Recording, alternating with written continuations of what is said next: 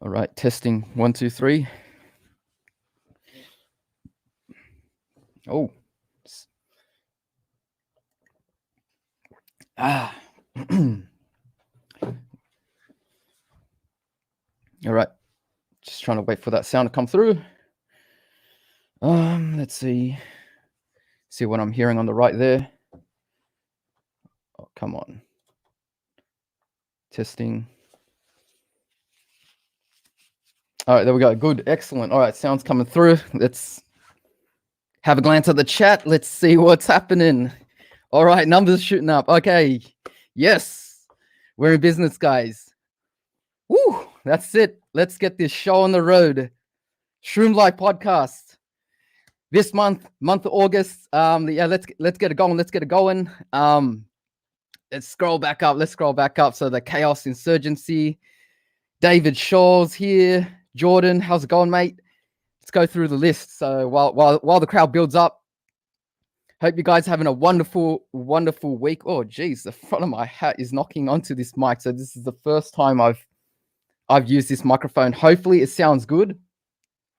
Should sound pretty darn crispy, I would say. If I've said it correctly, just watching my levels there so that I'm not peaking. All right, here we go. N Brownie, how's it going, mate? Knock is here. Fish Bait Sydney, he's always here. How's it going? Brother? Let's keep going down. N Brownie, I've said that already. Jeez, I'm so bad at this, guys. This is what happens when you don't go live for a while. Jeez, 34, 36 people already, and it's been like a minute and a half. All right, let's see who else is here. We're gonna make this quick. But guys, on the Shroom Live podcast, you have my undivided attention for the next bit on a Saturday evening, about once every month. So we just talk fishing on this on this stream. If this is your first time here, of course. So just getting into that groove. I don't know if anyone could tell, but I've hit at least one strong coffee just before this stream has started, as per usual. Just to get the energy levels up, along with my my usual double shot in the morning. Jeez, I keep knocking my hat against the microphone. Gonna have to get used to this. Let me just adjust that so I'm not head-butting this every 5 seconds while I'm getting excited. Jordan says, how's everyone's day? Well, my day's been all right. Haven't been able to get out as often, obviously, given the situation in Sydney with all the restrictions and the lockdowns. Trying to do my bit, following advice, and of course, staying within that 5 kilometer radius when I have been out. So I hope you guys have been keeping safe as well. It's one of those times. It's gonna get better, guys. Fingers crossed. If everyone just does the right thing, it's gonna get better, and we can get back out there on the river and start slaying some fish in time for spring. Because I gotta say, in the winter, everyone knows from my podcasts that August is my most hated month when it comes to fishing. We're getting to that time when even if you go and put a bait out in the water, geez, there's another headbutt there. Put a fresh prawn, put a fresh pilly. There's that chance that that bait is gonna remain untouched for the next hour or so. So it's just that time. So brim are down near the mouths right now. They're probably like halfway through breeding, if not already have done the deed and starting to head back up.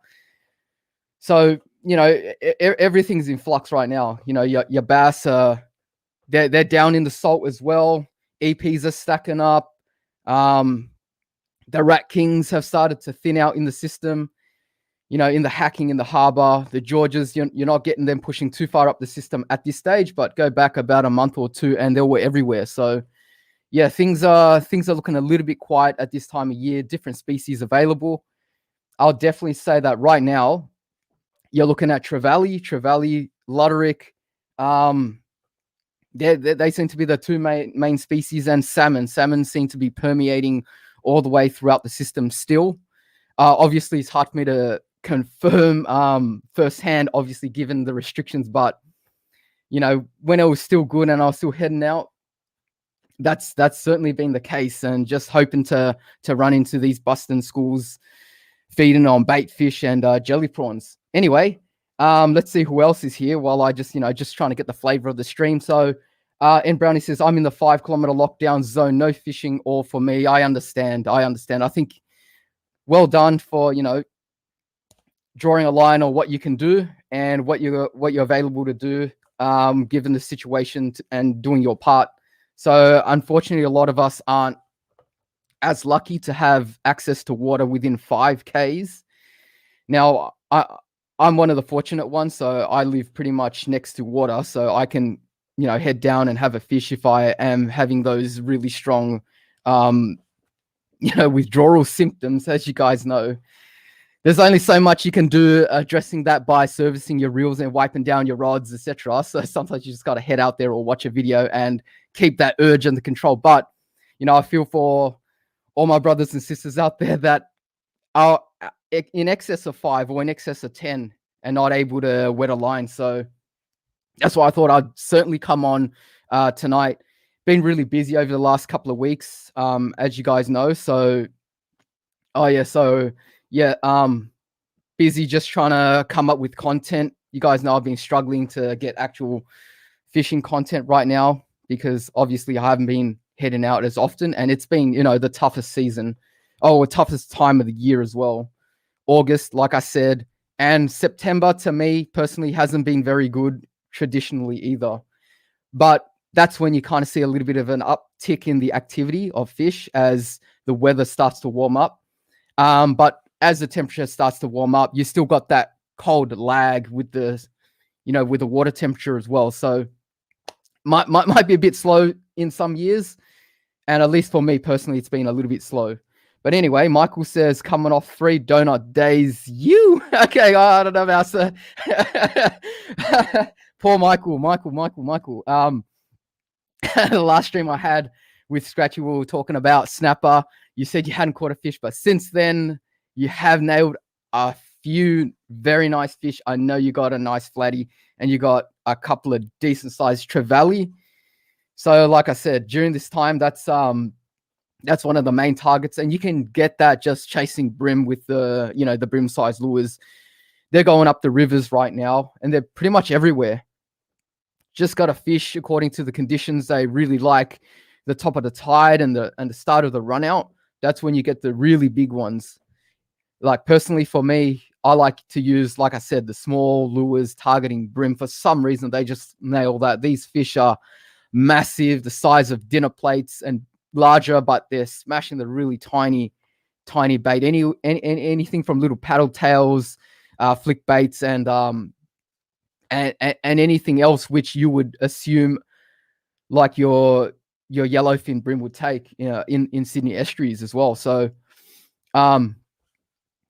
it's not just restricted down towards the mouths of rivers as one would expect. These fish do prefer cleaner waters, and you can find them at the mouths around the coast and along the rocky outcrops along the, the coast.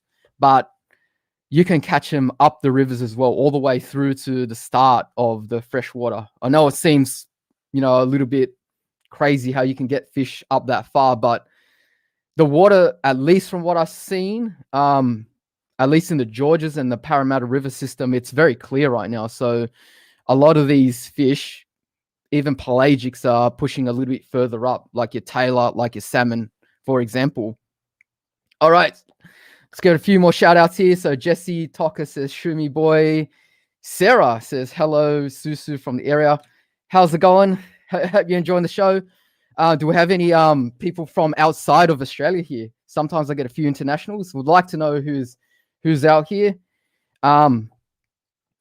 Let's keep going down. Chris Brown. So we have celebrity here. Chris Brown. How's it going? Love your music. It's not Chris Brown, guys. Of course it's not. All right. Syed, I think it is. Syed says, by the way, I'm homeschooled as well, but I have extra class. So yeah, you've got a class right now. fishing class. So yeah, bring your questions, guys. Let's bring the heat in tonight's show. Happy to answer questions. Like I said, on this podcast, Shroom Live podcast, you can find this. If you can't catch it live, of course, you can always catch it on Apple Podcasts, Spotify, Google Podcasts, and a host of other ones. Just search up Shroom Live podcast or Shroom Live, Shroom Fishing, whatever, something along those lines. And I'm sure it'll pop up. And, the channel art, it's pretty basic, but it's just like generally what you see on my channel anyway. I think I've got to work on that. Not too good with the channel art right now. Chris Brown says, Shroom, what's your PB brim? So if you watch my last video, actually, yeah, guys, make sure you check my last video. I filmed one of those educational ones. Jeez, I keep headbutting it. Maybe I should turn my hat around. Let's turn it to the left a bit. Top five lures. Personally for me, chasing brim, all my experiences, the ones that have done the damage, the ones that I think beginners can take up most easily and adapt, and just basically with a short learning period, just get up to speed and find results. So in that video, I actually the top five, the first one of the top five was the was the Z-Man Slim Swims in 2.5 inch. And one of those colors that I mentioned was in Bloodworm. And so Chris, I caught a 47.5 centimeter brim this time last year. I think it was either at the end of June or the start of July. So, in your winter months, it's really fat. Obviously, in breeding season, it was down in the harbor, and that's like a memory I'll never forget. So, during that, I think we were in a lockdown at that stage as well, or at least it was we were kind of heading into one. I can't remember the exact details, but I was only fishing with a few select people at very select hours of the day. And at night, less people moving around. So, thought I'd get my fix. I started getting into a routine, just heading out at night on the harbor, because the harbor is a really nice place. If you can bear the cold, that is. So definitely rug up, wear everything from like earmuffs to, hoodies and skivvies. What else? What else was I wearing? Like 2 socks, 2 pants, thermals. Yeah, just the whole shebang just to stay warm. But if you can put time in, definitely going to find a result. So in the cooler months, I think this year I haven't been doing the night sessions so much at this time of year. So I'd most certainly say that if you're going to try to put time in and try to get results, fish the early morning hours before the wind picks up. It's been pretty bad in the last couple of weeks that I've noticed. A lot of strong northwesterlies, I think it was. At least in the last 5-6 days, most certainly. Anyway, before I continue that, I'd like to let's put this up. We have a donation from Jorge. Thank you very much. Thank you very much for being a Shroom Club member, and thank you very much for your support. You know what? This microphone here is pretty expensive. So the donations have been going towards this microphone here. As obviously he's only covered about a couple of % of it, but that's what I try to do. Put those donations towards improving the experience on the channel, and so you guys can all enjoy that. And oh geez, thank you very much, El Haj. It's come up on my other screen here. Where is it? Where is this? Geez, we've got a few people here, guys. I don't know what's all this. It's been an avalanche of donations. Thank you, and Brownie, you donate pretty much every stream. Really appreciate that. And El Haj, love your stuff. Thank you very much for all your engagement on Instagram. And what can I say? Thanks, guys. Now getting back to the task at hand. So we're talking about chasing. I don't even know if that was a question, but we're talking about brim fishing. And in the cooler months, make sure you rug up. My secret is obviously to wear thermals and 2 pairs of pants, because that seems to seal the deal for me. I can at least fish a couple hours, or maybe even up to 3 hours in the early hours, up to the earliest hours of the morning. So we're talking past midnight, and once that frost starts to set in, it cracks. It's really, really strong. It bites that frost, and if you have 2 layers, that first layer cuts out that sharpness and that second one just has that extra barrier. I mean, I don't know. It's just what's worked for me, and it's allowed me to put time in the winter. And testament to that, 47.5 centimeter brim PB. I don't think I'll ever beat that. Not fishing in the systems in Sydney, I would say. I mean, I'd like to. I think everyone would like to crack that 50, but it is so hard these days to do that. I know people have done it. Mr. X says, Shroom, only fans. No. What's this? Where anyway, I had a comment on that video when I caught that brim, and they said that at that time in the mud at night, you know, you're getting a lot of bait, but you're especially getting a lot of, I think, bloodworms. I think it was bloodworms. And so obviously that brown, red glitter of that Slim Swims just perfectly match the hatch. And if you're going to get the top class of catch and tempt the highest class of fish in the system, you got to present, you know, a first class meal right there. It can't be, you know, it's got to look the part. It's got to fit into the circumstance. That fish has been alive for what? I don't know how long, 30 plus, maybe even 40 plus years. You would say, some people say it's about, oh, geez, another headbutt. I'm going to flip the hat if that happens again. So 40 up to 40 plus years, it's seen it all. It's seen bait longer than, you know, most people have been alive, I'd say, or a lot of people have been alive, at least 3/4 of most of my viewers alive. So yeah, let's not put an indication on the average age of my viewers right now. So we're all pretty young still. So, but that brim, yeah, certainly in the adult years, and it's seen everything. So it knows when it shouldn't be touching an artificial imitation. And that, you know, did the trick that night. So felt what I was actually explaining how to catch brim on lures at night, because my technique at night is very different to the day. I do a little bit more winding. I definitely leave in a lot more pauses. And that's because at night, I'm trying to let that fish kind of be the predator. It's got to be the fastest moving thing in the water, right? My lure can't be faster than that. You know, you're not going to be, like, for example, spinning a metal at night. Nothing's going to pretty much hit it unless you're fishing like at some crazy time under a bridge that's got like crazy floodlights and there's like Taylor or whatever's busting up. And yeah, believe it or not, you can even get kings busting up at night on the rarest of occasions too. But, you know, we're not talking about these exceptional, crazy lottery kinds of conditions where, you know, you're basically more likely to win something on a scratchy than see that kind of occurrence. But, you know, that's the kind of thing. So you really want to work it slow, apply scent on your lure so that you've got that extra avenue to attract, you know, your quarry. And then kind of like what I have in the back of my mind, I like to keep the line tight so that I can strike as soon as I feel anything.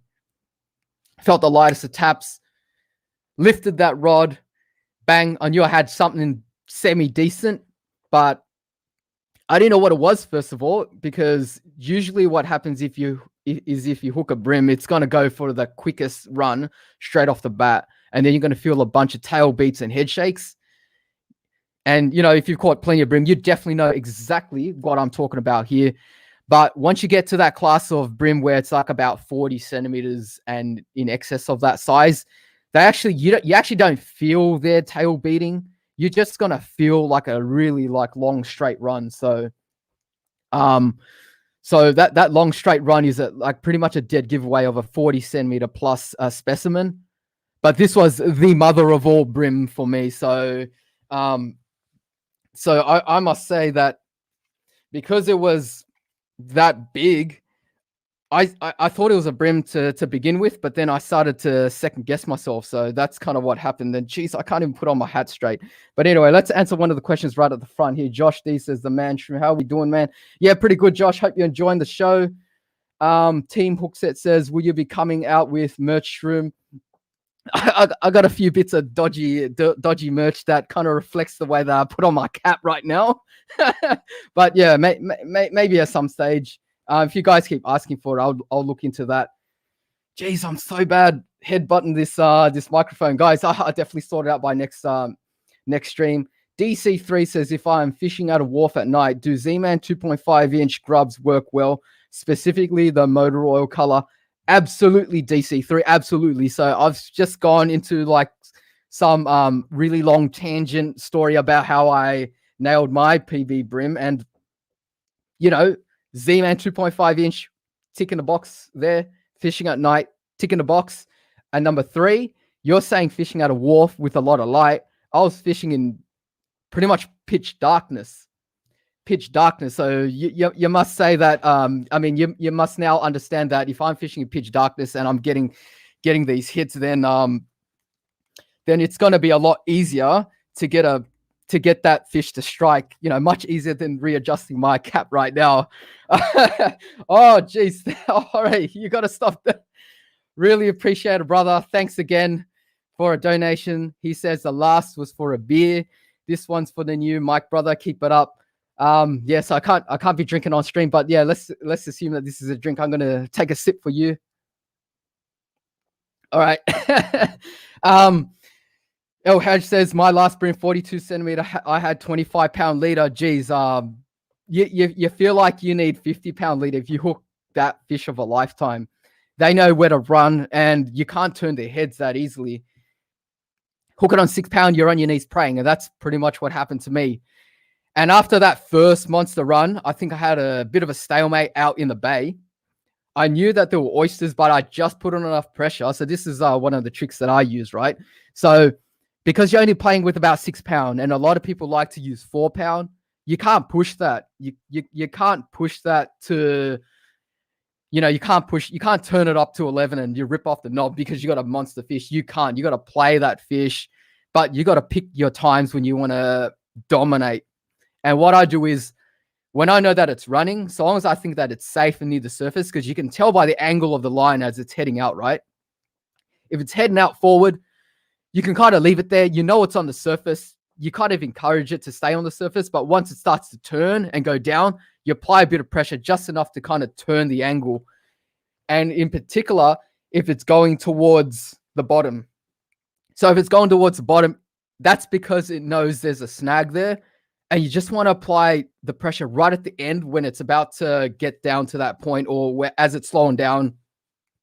You want to just put that pressure so that it just falls about, let's say, a couple of centimeters short, and you've just saved yourself. Because when fish run, they're not like us. They're not like, well, most humans, when, for example, if we go for a jog, right? I mean, most of us should really just continue jogging or walking, even if we're tired, and continue moving. But fish, they don't have that aerobic capacity. I mean, I don't know if that's the right phrase, but they don't have that capacity where they can just kind of stop and continue beating their tail. At least not for brim. I mean, there's some fish, for example, tuna, for example, they're going to continue fighting. They never stop. They'll fight until they die. But we're talking about a yellowfin brim here. Once it stops beating, it's like kind of like in the water like that, looking like it's dead. And, you've got about 10, 15 seconds before it wakes up again and goes for the next run, right? So that's a time when you put that little bit of pressure on, you stop it short of the snag, and then you, as smooth as possible, try to pump that in. You got to pump that in very smoothly, so you don't want to be striking. Like a lot of people like to strike and wind. That's just like gouging a bigger hole into the side of the fish's mouth. And, that's just going to create a bigger gap. So that's going to cause you to become undone at some stage if you keep doing that. So as smooth as possible, pump smoothly, wind, and then by the time you think you've got about a couple of meters on that next run is going to be nowhere near as effective from the fish at where it wanted to go with the first run. And then you're pretty much safe. Kind of play it out there. Let that, I mean, if it's a monster fish, kind of put it in no man's land. You kind of don't want to bring it into the edge where it decides, I'm not going to go down forward anymore. I'm just going to turn around and go towards this bloke's feet and try to bust him off. You don't want that. You kind of want to dangle it out where it's still trying to get you in that snag, but it's just a losing battle. It can't get there anymore. Every run is just gone up until it starts to come up. Obviously, don't play the fish up until it's like dead. You want to bring it in quickly, because the longer it's out there, the more likely, things are going to happen, like a pull of a hook, or your line's going to snap, or bird's going to fly into your line, or you're going to panic and do something wrong. And then, yeah, if you play your cards right, that's how you land that fish of a lifetime. And that's kind of like what happened with that brim.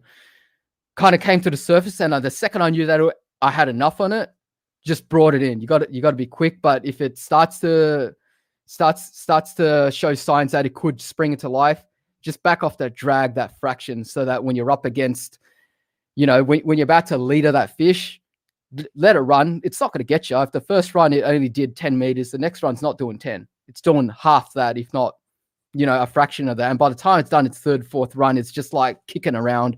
You've got it. The only thing is user error. User error would get you. So, yeah, so to get that brim, yeah, definitely put scent on, work it slowly, match the hatch, right lure at the right time, bloodworm. And yeah, I was fishing at night. It was pitch darkness. So that would answer pretty much any question that anyone would have regarding whether fish hit lures at night. If you can catch the biggest brim at night, and that's been my PB, well, that's just testament that you can do it. Anyone could do it. And yeah, it's pretty much about just having a go right now. All right, so yeah, big tangent. Let's see let's go to the front of this chat here, guys. So George Fisher says, "Hey Shroomy, are you still fishing?" You know what, George? I've gone a few times. The last time I went, I probably had no more than 5 casts. Just wanted to have a look at the water. Kind of felt like, it wasn't a great time. I was trying to avoid crowds, for example. And, just kind of had to cut it short there. So, but, in the pursuit of content, that's what's getting me out there. But, technically, if I didn't have to make content, I wouldn't be out there right now. And I've been extremely safe. Face masks, all that, carrying hand sanitizer, just doing my bit, making sure that I'm within 5 kilometers of home. Social distancing, of course. So yeah, definitely not. I think I've gone out just once in the last two weeks. And then that's why in the last video, I've just filmed that video just, in front of my computer, really. But can't wait to head back out when it's safe. But I might still head out during this period, but obviously gonna pick my times. Don't want to be out there too often. Declan Carmichael says, Shroom, what's your favorite spot in Botany Bay? My favorite spot in Botany Bay is where everyone gets the kingfish. That's Molyneux Point. It's on for young and old when it starts to happen there. So if you're aware of that spot, or if you're not aware of that spot, I'll describe it. So it's like, what do they call it? Is it the third runway? I think it is. It's that point on the northern side of the bay, and it's just south of Yarra Bay, and that rock wall with those funny rocks, those round big boulders. Sometimes you see seals there, but generally what you see there is you see a lot of bait holding up. You can catch your yakkers there. You can catch your slimies there at times. And it just seems to be a spot where kingfish just keep circling at certain times of the year. So you can get your rats. That's the most common thing that you're going to find there. But you get your hoodlums as well, your meter plus specimens. Personally, I've only seen other people catch their hoodlums there. I haven't had the luxury. I've had the luck to have that happen to me at this stage. So fingers crossed, sometime in the next maybe 2021 summer, 2021/2022 summer period, that it's going to happen for me. But yeah, that's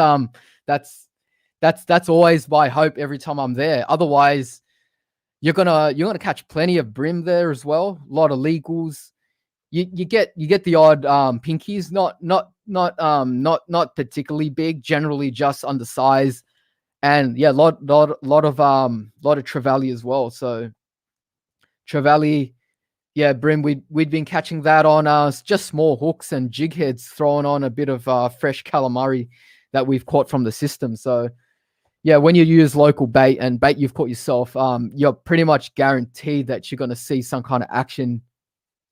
I'm a firm believer that squid is like one of the most gun baits, especially chasing kingfish. Kingfish love it.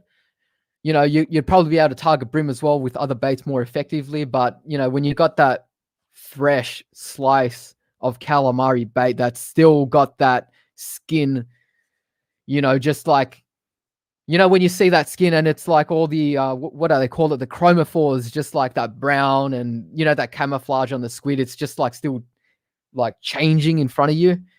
That's when the bait's so fresh that it's just dynamite, and it's so tough as well. So when you get old squid, it kind of comes off the hook, but when you've got that fresh stuff, it's tough like chicken.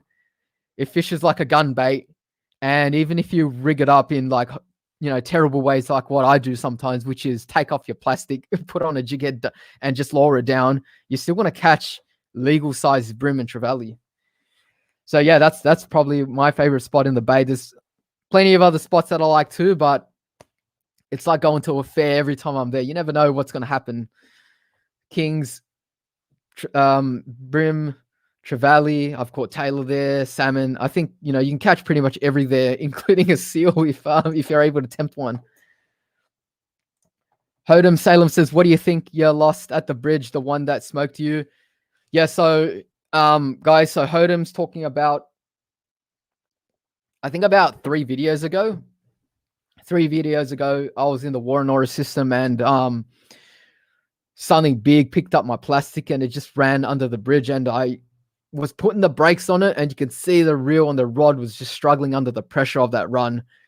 I was just putting a little bit of, I was only able to apply what appeared to be barely any brakes on that thing, but I was pushing it to the max of 6 pound and it got me. So I think that either it was like a pretty decent trevally. So decent would have been, I've caught trevally to the low 60s, a low 60s trevally. I've been able to land on what is it? I think it was a Slim Swims in watermelon red. You guys know I love that color. I was able to land that in amongst structure land base. So imagine what this fish could have been. I mean, I had a little bit of a current assistance there. So it could have been a trevally. I'd say that's probably most likely, because I don't want to get my hopes up, but they do get a few mulloway through there as well. So that would have been my 2 top picks. So it was either a mulloway or a silver trevally in excess of say 50. That would be my guess. Just the fact that it was running up against the side, and knew where it was going and it wasn't stopping. So I can't imagine it would have been anything else. Don't think it was a massive flathead. I mean, I tried to solve that mystery with the sequel to that experience, and we caught like a decent size of flathead, which is very common in that area as well, because just generally around those legs of that bridge, you're going to get that kind of species finding as their as a good habitat for them, with the bait flowing in and out of the system. But you guys saw it wasn't able to put any kind of pressure on me, so I doubt it was that. And plus the leader came back without any scuffing. So no scuffing. You kind of rule out your toothy critters. So Taylor, pretty well, it's not guaranteed, but generally if you don't get scuffing, you're not getting those fish which have that kind of razor sharp teeth that can either slice the leader or rough it up like sandpaper. And you get that feel when you rub your fingers along it. So Taylor out of the question. Flathead out of the question. So it leaves, what else does it leave? A brim, possibly. Mulloway, trevally. Like I can't imagine it would have been a world record blackfish or something. So it wouldn't be that. So they're my ideas. We'll have to go back one day and try to solve that mystery, Hodem. So yeah, hope that answers your question. All right, so let's go back to the front of this chat. See what's cracking. Flick with Big Fishing here says, "Yo, Shroom, how's it going, Mick? Hope you're having a wonderful weekend, a wonderful night, enjoying the show. Hope you're staying safe. Hope everyone's staying safe." George says, "Winter, I get my biggest fish. It's the best time." Absolutely. I've just gone off on probably half an hour tangent about, my best experience with brim. Why? Because you guys know I love chasing brim, and I don't think I'll ever top that. So like a broken record, I just got to keep talking about that. And yeah, that's testament to winter fishing. You get a few, actually, you don't just get a few bites. You get like a drastic reduction in the amount of bites that you're going to get. But you're going to pull heaps of hooks, which is what I've actually found in this winter session in the winter of 2021.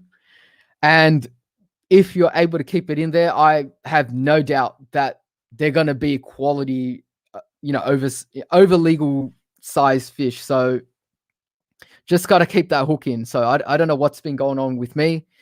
Generally, I don't get smoked or dusted or pull too many hooks, I would say. But yeah, this certainly in the last couple of months I have. So George, maybe I dropped a 50 or I don't know. Like maybe I dropped something decent in the last period. You never know until you land it. And that's what keeps us fishing. We'll never know. It's that mystery. It's that excitement. It's what makes our hobby unpredictable.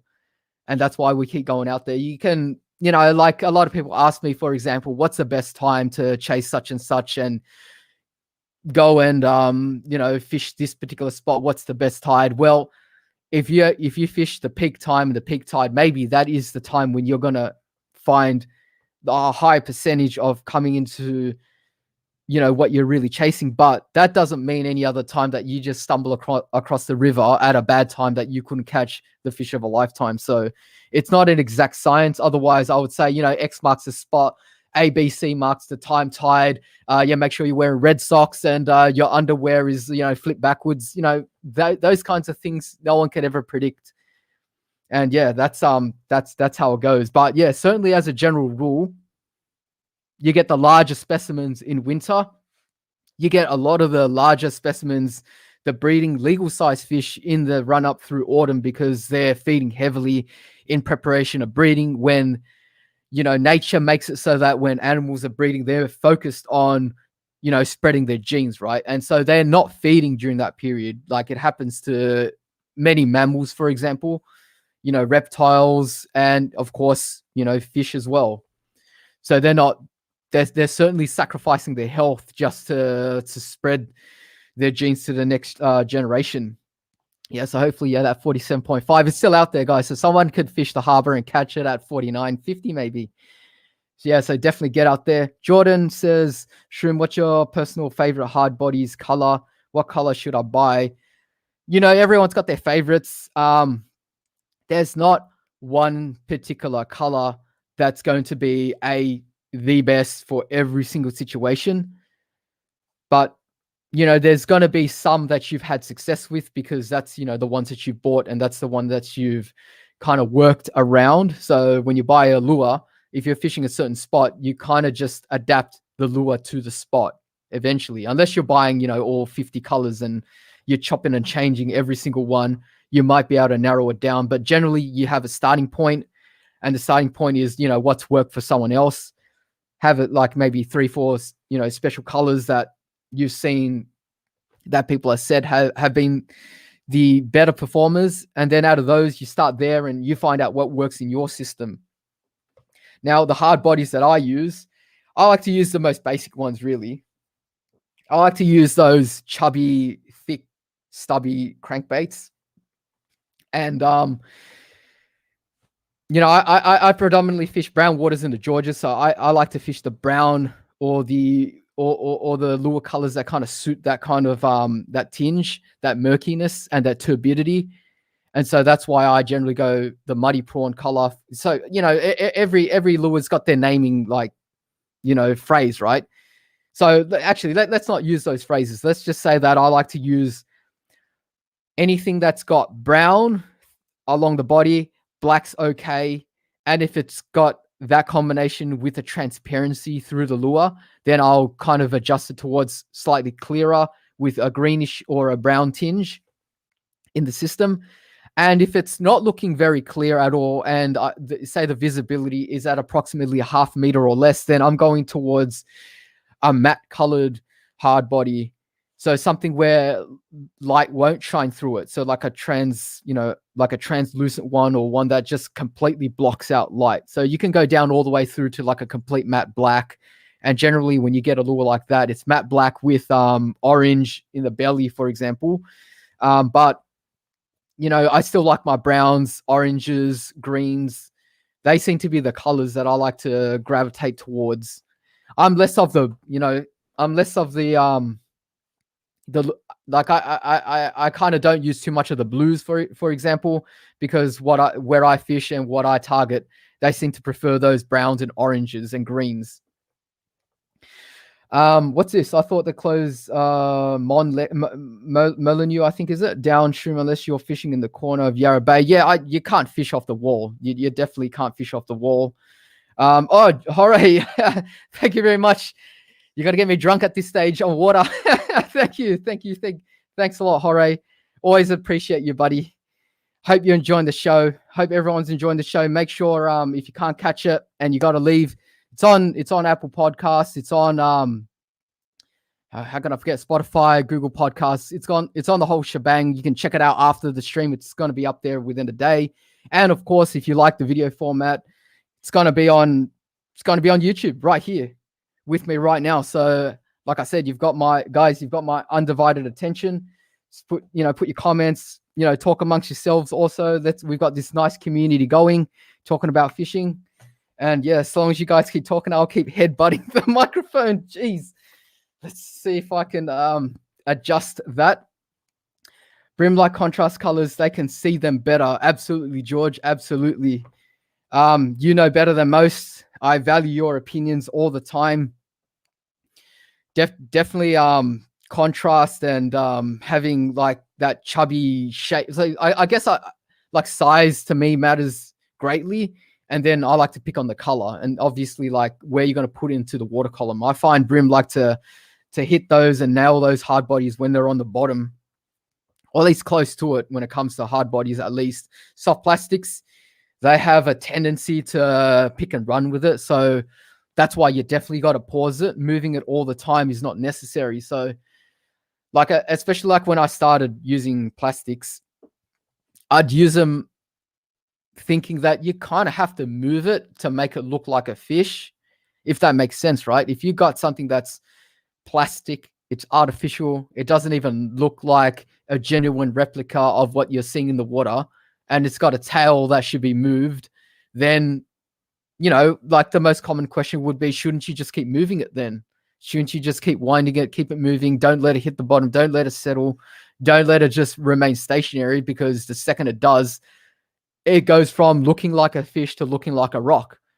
And that's absolutely not true. That's absolutely not true. Like I've got, like especially for brim, I've got a lot of fish just like letting it sit there on the bottom for up to even half a minute after just working at a few centimeters.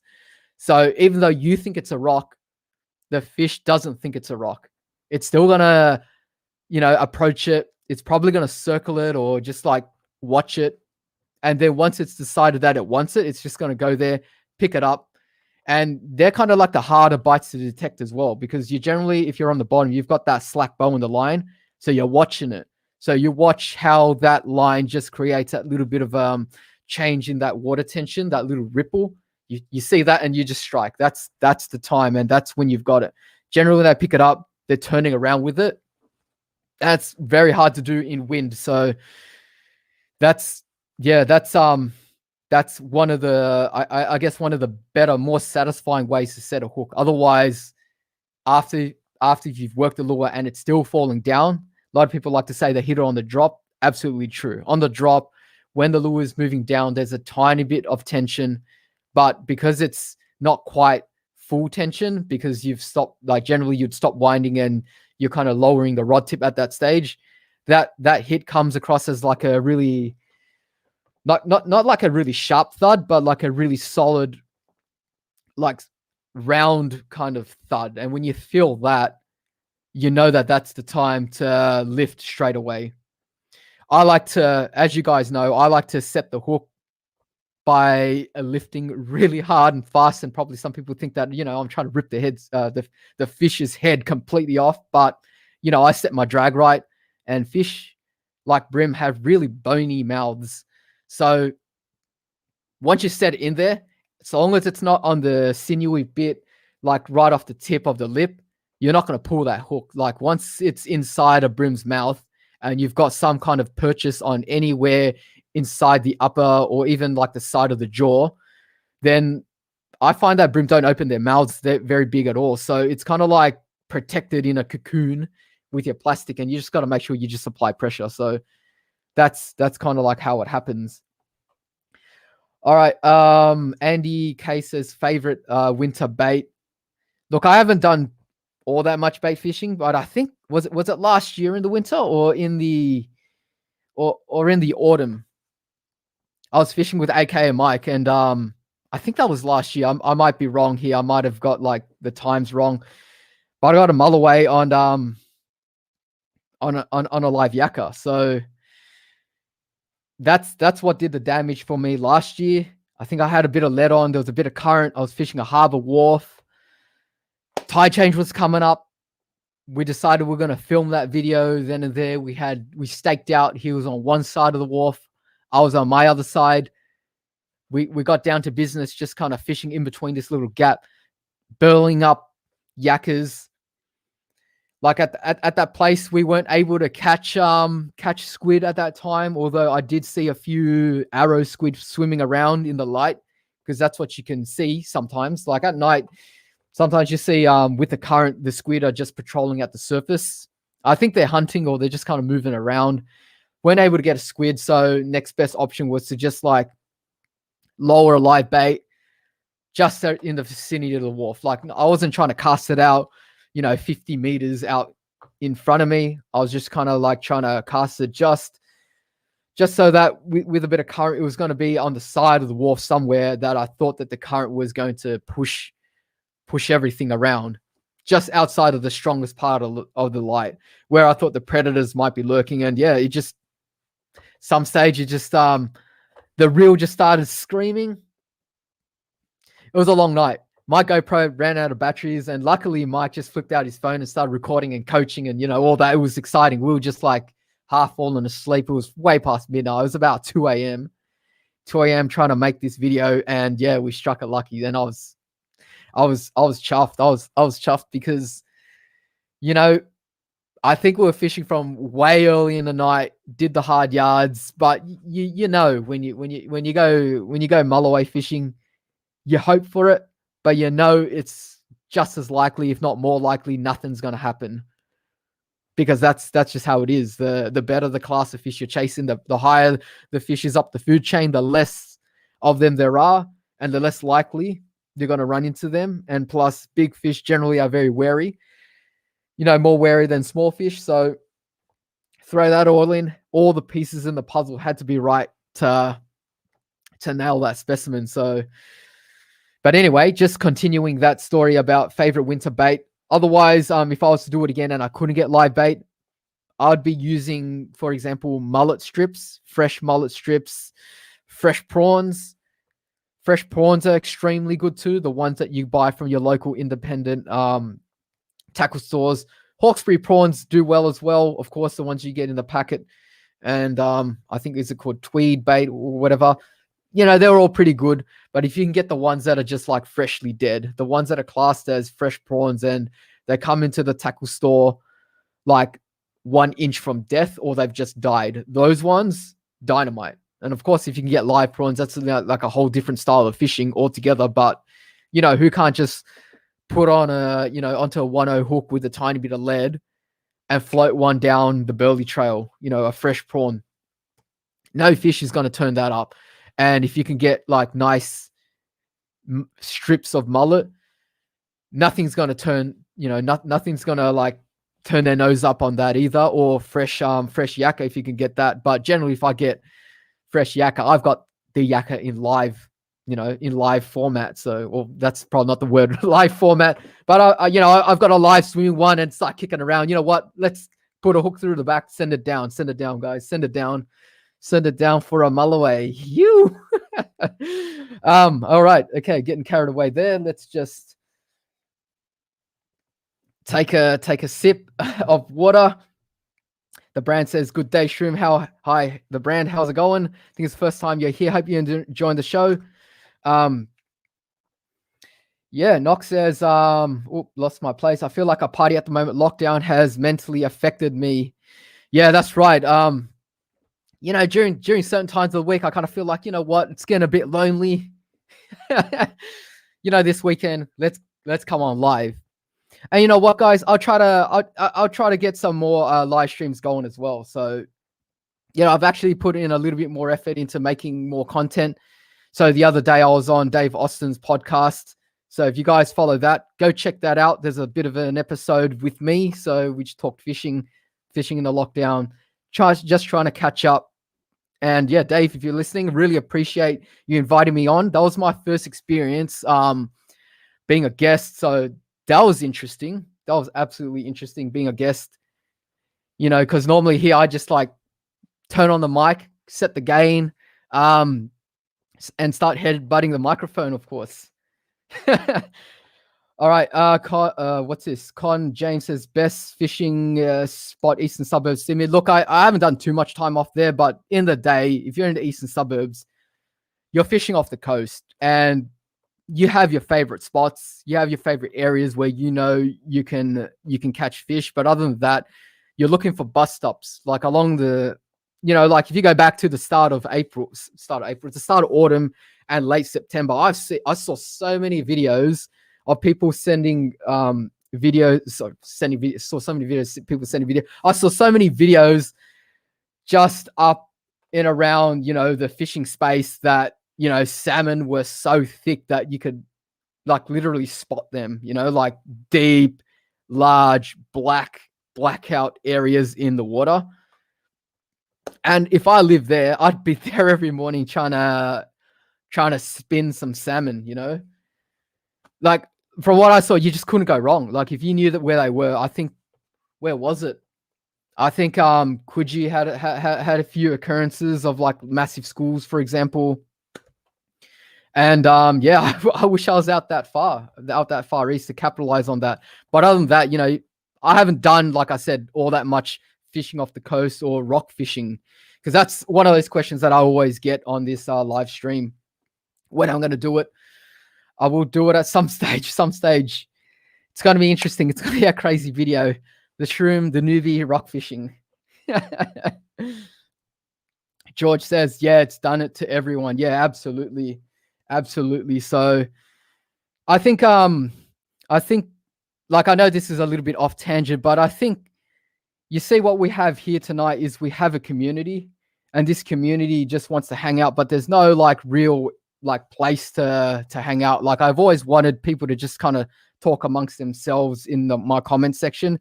But at the same time, when people put a comment down, I feel like, I'm here. I can reply. If you guys put the effort to write a message, I'm here. You've got my attention. I'm going to reply and treat it with respect. But I feel like every time I reply, it stops someone else from engaging. So yeah, but if you're aware of that, yeah, just keep answering questions for me in the comments section. And especially here, I think this live stream, if it's got anything that's different, it's bring us all together and we can spend at least a night feeling a part of, a friendship circle. Because, that's pretty much what it is. Like a lot of people here come every stream, for example, especially like I said, everyone seems to come like every stream. I recognize so many of these names, and it's not just those people that are in the chat. I know that for every person that's putting a message on the chat right now, there's probably like 10 times as many that has popped in throughout the night, and they're the silent type, for example, and they're just not, that it's just not their thing to type messages. And I'm kind of like that as well. I watch, plenty of other videos, non-fishing related, a lot of documentaries. And if, for example, if it's about,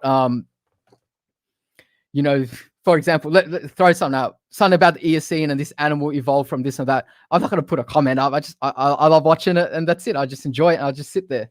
And there's plenty of people out there like that. Plenty. But yeah, definitely I encourage everyone to drop down a message. And yeah, if you have anything important to ask me, like I said, you guys have my undivided attention. I'm here. We're here for the night. And if I miss it, just drop it down again. Tony, hi, how's it going? He says, hi mate, just dropped in. Cheers. G'day mate. Hope you're having a wonderful week. Like I said, another regular. Tony Calls, he's always here. He has a channel. Check it out. He does a bit of fishing as well. Alex says, hi, Shroom, first time on your channel. How are you? Yeah, first time. I just don't recognize your name at all, except you're here pretty much every stream. So, Alex, love you, brother. Jack says, we love you, Shroom. Thank you very much. I appreciate all the comments. As much as I'm hating headbutting this microphone. Let me just sit back. Yeah, I got to fix my forehead strap. What's this? Fix your forehead strap. Okay, that's absolutely true. Just gonna make the thumbnail of my video, so that's not too good. Jorge says, after this lockdown, we all meet up to have a huge fishing session. Biggest fish wins a pack of Z-Man watermelons. Yeah.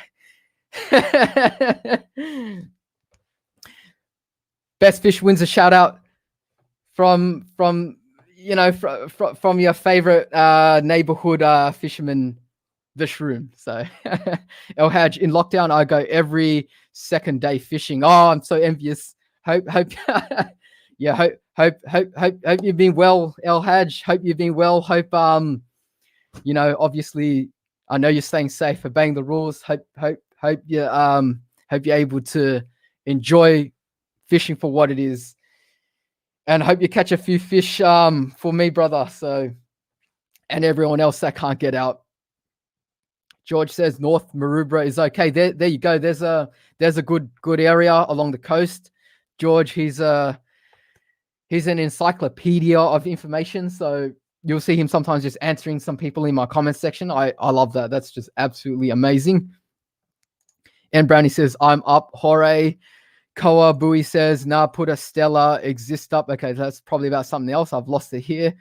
Hooray says, Stella, man, center link's not paying that good. I got a budget. All right, so I've definitely missed a really interesting conversation. I'm sure people are going to read up on that. Let's keep going. So, yeah, guys, if you want to support me, you can find me on Instagram, on TikTok, and Twitter, Facebook, if you want to continue the conversation. And of course, if you want to continue, on the YouTube platform, you can subscribe. And if you want to become a part of that community, that inner circle, I've got that community members tab there too.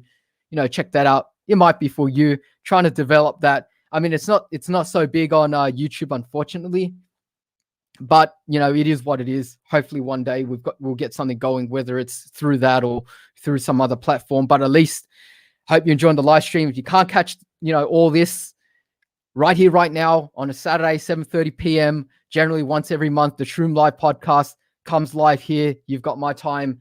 Then Google Podcasts, Apple Podcasts, Spotify, search up Shroom Live podcast, Shroom Live or Shroom Fishing. I'm absolutely sure that you'll find my dodgy thumbnail art, and you can identify this podcast. So yeah, no direction with the podcast besides from we just pretty much just a casual talk about fishing. I can be a bit of a motor mouth, especially after a couple of coffees, and yeah. Yeah, and once a month I'm at that at that mood, and I just want to come on and speak to you guys, and bring on some select guests at some time. So last time I brought on a snapper fishing, a snapper fishing friend, Scratchy. So Jeff Thompson. If you guys missed out on that, go check that out. There was a few new things that I did for that podcast that haven't been tested before, from obviously having a guest and having a few videos run throughout that as well. So I'm not sure how that was received on Apple Podcasts, being like a purely strictly audio platform, but those videos are still showing up on of course on YouTube, so you can get that visual aspect of it as well. Tide is Neef says, hey Shroom, how would you recommend using cranker crabs? Looking to give them a go in close around some rock walls. If it doesn't get hit on the drop, would you wind back in a recast?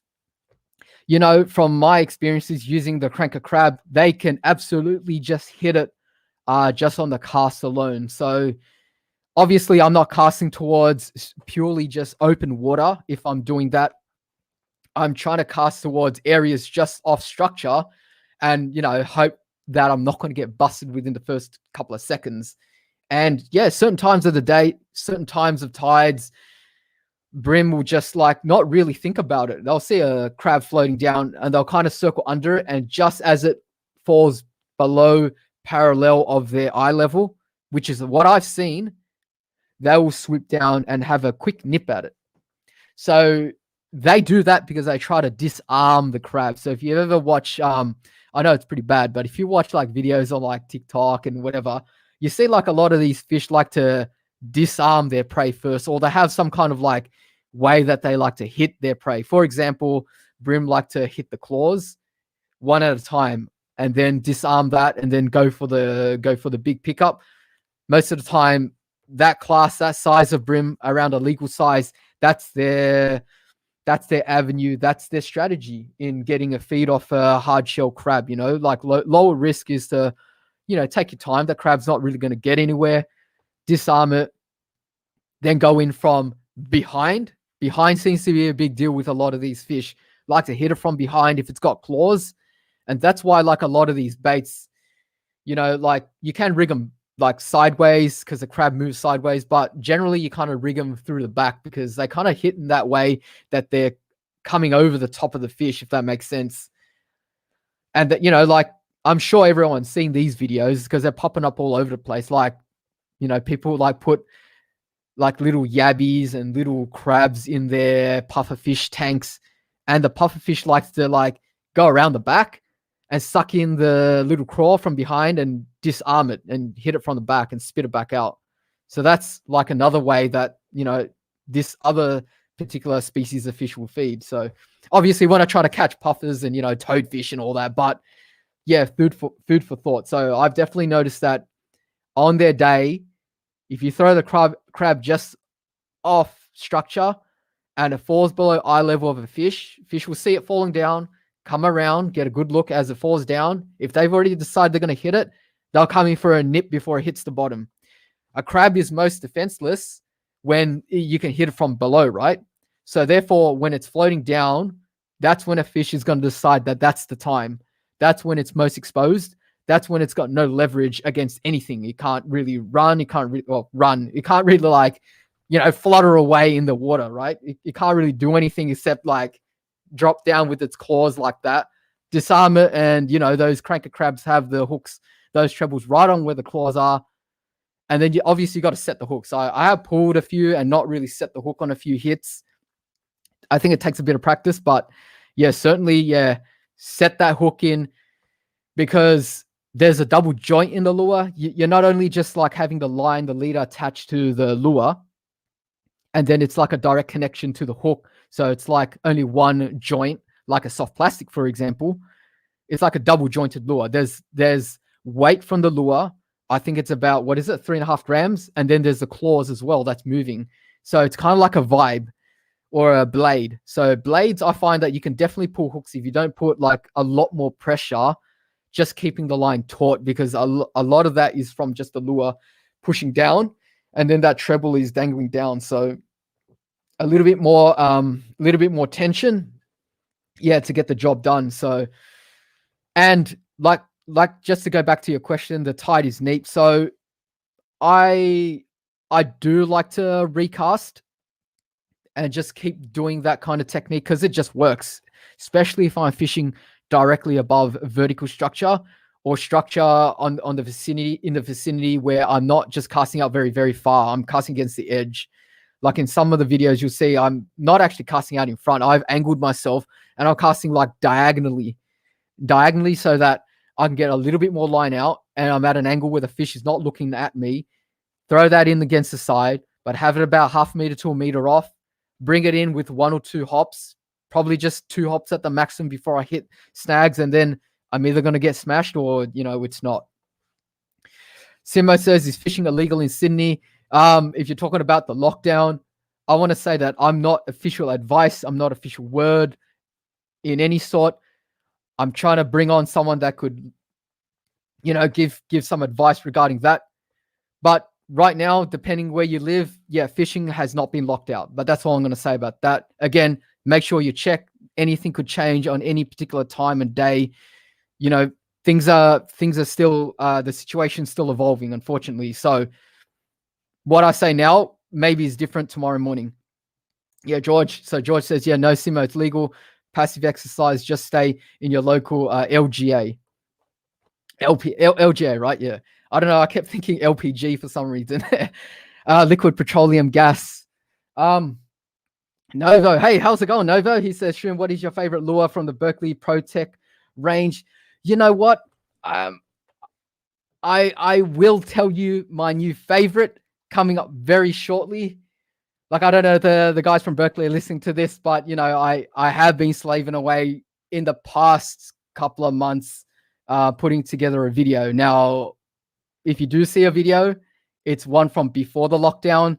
So, you know, I have got a few questions on, you know, are you fishing during lockdown and all that? Yes, you can fish during lockdown, but these videos I save for a rainy day, if that makes sense. So there will be a video on that. But currently, I really like, it's the one that's in my top 5. It's the Berkeley Surface Bender 76 milliliter.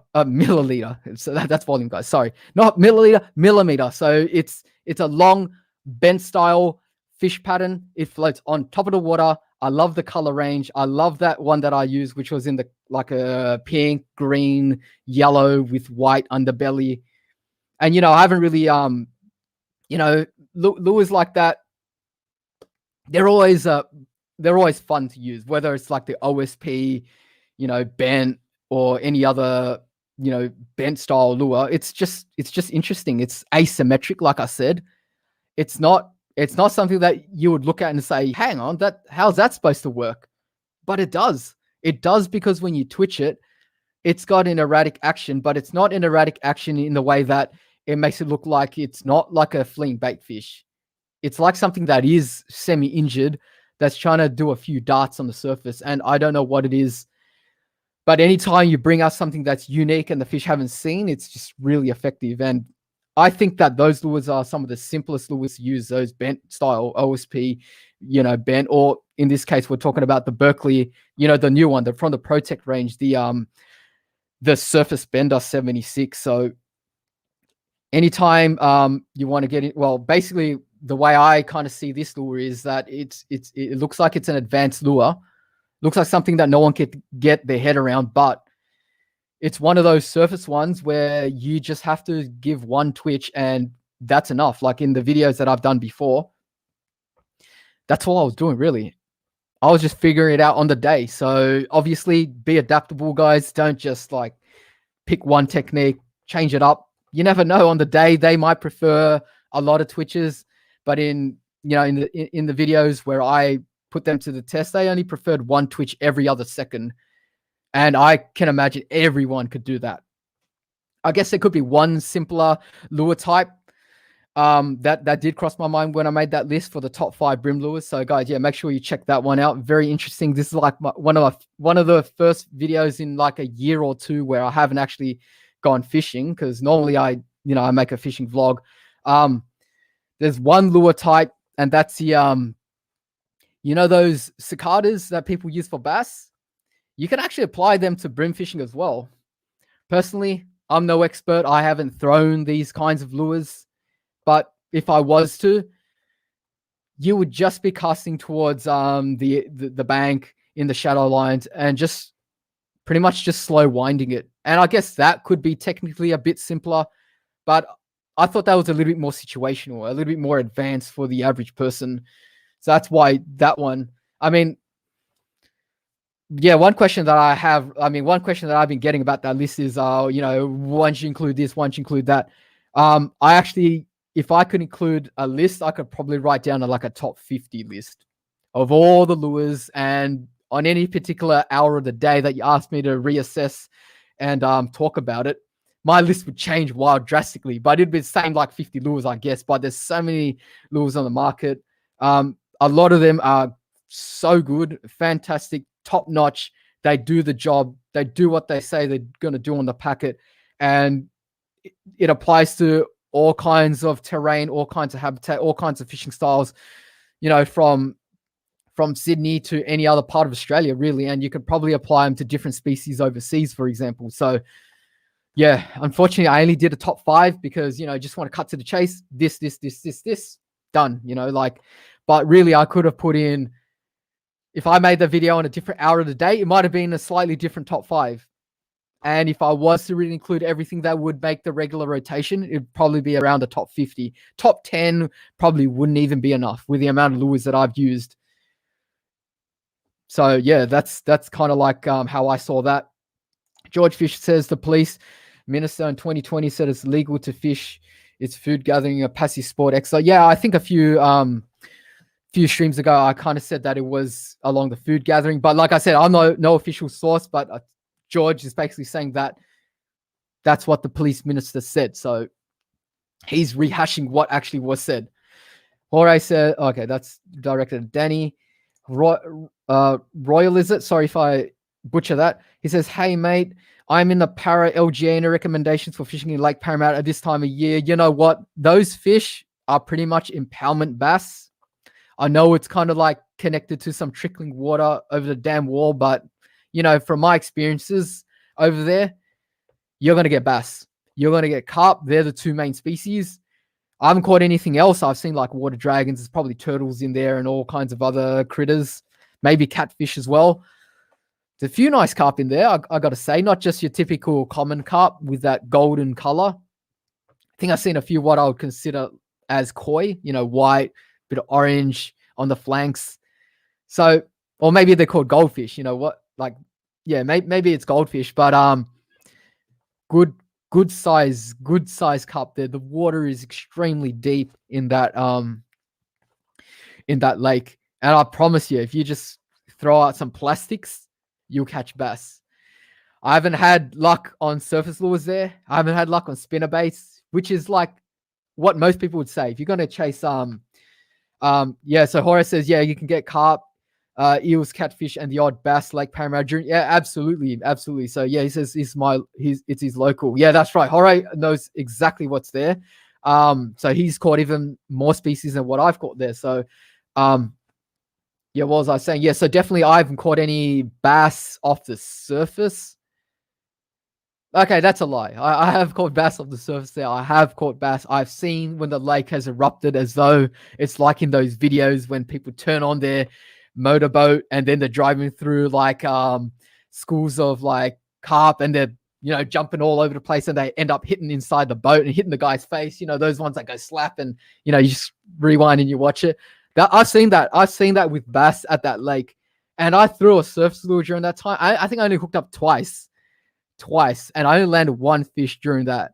And I promise you there was like 50,000 bust ups or like smashes on the surface. I think they were feeding on some kind of hatch of some sort. Because, you know, in the summer, in the afternoons, sometimes you will come across like a huge thick cloud of insect that's just like appeared out of nowhere, and they were landing on the surface of the water, and obviously they were feeding on that. That's kind of what I attribute to my lack of success. But you know, I've definitely thrown plenty of surface, and I reckon, yeah, you definitely could get them early hours of the morning and late in the afternoon. But if you just go gentleman hours, plastics is so deep, they're sitting down deep, and yeah, proven way to get them there. If you're gonna put time in there. What's this? Oh, clicked on a raw comment. But anyway, he says Nad's lad says, Shrooms, where can you get lane-based kings this time of year around Sydney, or when will they start getting more abundant?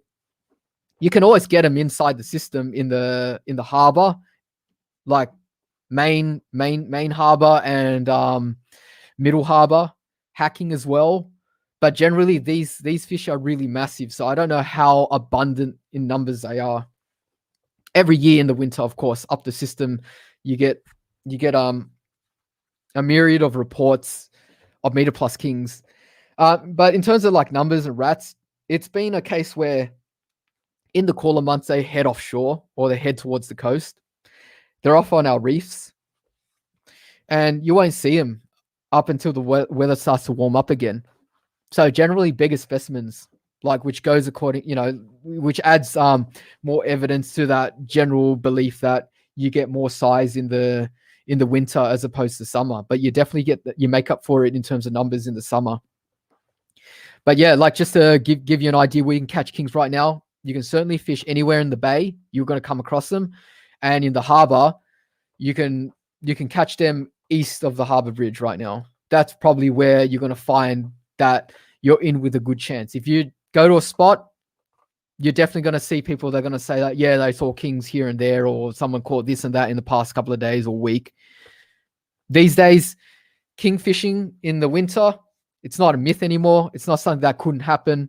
You can catch them all year round. As far as I can see, it's the fishery has improved. I don't know how many fold. I wasn't really chasing them back in the day when people were saying, the traps were like decimating the population, and with the removal of the floating fish traps, the populations bounced back. I think just everything, like people like to release fish, the size limits are right. There's stocking that's done as well.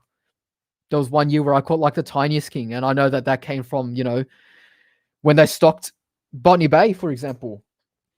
And so these days the fishery is looking so healthy. Oh, Novo, thank you very much, Andreas. He says Shroom, microphone with some, what is it?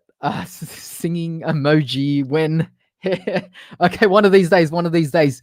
This is a good singing microphone, but just like my previous one, that was a good singing one too. So that's why I got it. But my singing's horrendous.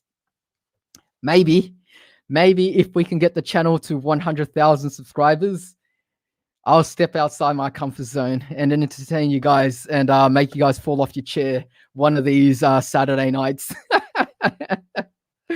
We shall see. But thanks again, Andreas. Really appreciate your long-term support. It means so much. And of course, everyone else that donated and everyone else that hasn't donated as well. Just the fact that you're watching now and being a part of this community, that's the best thing. It's not about, donations. It's just about having fun. It's just about having fun, and it's just about, spending our time, together. Just like I mean, I can't react I can't react with words and like facial expressions and emotions, when I'm typing my messages, when you guys show support in my videos, but I can most certainly do this once every odd bit, answer your questions, put up this podcast, and it's come a long way. So this podcast pretty much came at the start of last lockdown, when I realized that I was gonna, hit some stumbling block when, with regards to, continuation of what we have here, which is the community. So it's made me step outside the comfort zone and, just enjoying it for what it is. So I'd never guessed that I could even do something like this. If you go back to my very first live stream, I didn't even know what it's going to look like or sound like. It might have looked like pretty bad and sounded pretty average. But now, hopefully, I mean, I haven't checked the levels, but yeah, actually it looks like I'm peaking a little bit. Let me just lean back. So, yeah, just a little bit of experience as time goes on. So yeah, look, I'm not going to touch the knob. I think that's going to change the entire volume of the stream, but I think I peaked there for a second. George Fisher says Cooks River in summer has big kingies. Absolutely. Stewie, regular on the channel, one day he was up the Cooks River at one of the bridges pretty far up, and you're targeting brim and flatties and all that kind of stuff. The estuary species, the water's brown. He said a huge school of kingfish came through, and he was just catching like rat after rat. So obviously not big kingies, but like even up the Cooks River, you're getting pelagics, you're getting kingfish up in the brown water, fishing for, whiting flathead brim, for example. It's insane. That system, like I say, the Cooks River is so good. It's like a condensation of a really large system. Every couple of meters or every, 50 meters, the whole habitat could change. And it's kind of like a big system condensed into one little area. So you can be hot and cold just moving up and down the river. Whereas if you were to fish Sydney Harbour, you wouldn't be able to cover that distance that easily in a day, if that makes sense, or in an hour chasing the tide, for example. But in the Cooks, you can be 1 minute fishing green water and you're seeing plenty of like clear water bait fish and salmon and, kings. And then 5 minutes up the stream, it's nothing but brim and mullet. And, the potential mulloway, for example. It's crazy. That system, amazing. Kawabui says, what are your thoughts on the Luvius Arity? Absolutely fantastic reel. It's like the Exist 2.0, right? So up until the Exist comes out, this is probably like their top dog right now. Love my Daiwa reels. How do they compare to the Stella Exist, and are they worth the extra money over the Luvius? Look, you get what you pay for. That's all. Like that's always been true. You get what you pay for. You're getting the best from the brand. When you buy the top, you're buying all their technology, everything that they can muster at that time, and that's that's that extra bit that you're getting for paying a premium price. So it's right up there with those two reels that you mentioned. Can't knock the Luvius Arity. I mean, the Arity used to be their flagship name, right? So it's just changed. Now it's the Luvius Arity, but it's still an Arity, still of that level. Now, I just want to address the question that I get asked sometimes, and that's you're using such expensive gear, such and such, and you don't need to use that gear, or do you need to use that kind of gear to get the results that you're seeing? And the answer is no. No. You don't need to be using a Stella, an Exist, an NRX, a Battler, a Gary Loomis Edge. Not compulsory, not mandatory, not needed. Is there any real benefit? Yes. Is it a benefit that you could really say you could pinpoint the reason why you caught that fish? And the answer is no. No, you certainly do not. I want to explain the concept of the law of diminishing returns. Up to a certain price point, you're not getting very much for that extra bit, you see? So I would say that if you're going to buy something that's respectable. Don't buy like a $10 rod, right? You're not going to go very far with a $10 rod and like a $15 reel, or like a $2 reel. That's not going to last you. It's going to last you as far as your packet of chewing gum that's going to, finish in about an hour if you start chewing it. But if you spend like some money, it doesn't have to be like even $100. You could spend like a $20 to $50 reel, get something like that. You can even get like a $30 to $50 rod. It's going to do, let's say that it's going to do about 80% of the job of what my high-end gear is going to do, right? But if you want, so that's basically the first like $50 to $100. You're getting like about 80% of the performance. This is just numbers I'm just pulling out of nowhere, but I'm just saying, judging by what I hold in my hand with the gear that I've got expensive, I've got cheap gear as well. I've got gear that's like, from, Kmart and whatever. And I've caught Kings on there. I've caught Kings to 90 something on a Kmart special combo, one of those boat ones that come with a reel and line. It's like, of course, something on that. It's crazy. But you don't need to push it that far. Now, it's up to everyone how far they want to go.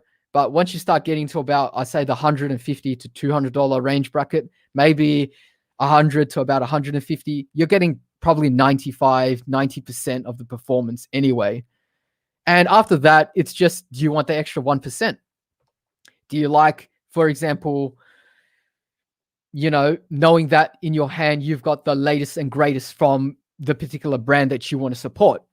For example, if you like Shimano, do you want to have like that 2020 Zodius, or, the Poison Adrena, for example? Amazing. You get top range, wrapping, reel seed, materials, guides, everything, right? Everything's been thought out on rods like that. Or you're happy just going like one step lower, for example, with the Zodius, which is a rod that I would own too. Fantastic rod. Or even lower than that, I would own rods like that. Or like, for example, if I use Daiwa as an example, do you need AGS guides? Do you need the latest and greatest guides? Or are you happy just using, for example, one of the hottest rods on the market right now, which is the TD Black. Sorry, not TD Black, TD Hyper at about $140 full price. And it gets even cheaper than that. TD Black being that one step up to about $160 to $200. I've got a TD Black, for example. I like that. That's kind of like where I want to have my mid-range gear that I can bring on the boat. But yeah, that's kind of like what we're talking about. So we don't need to spend $600 on a rod and 800 plus on a reel. You certainly don't.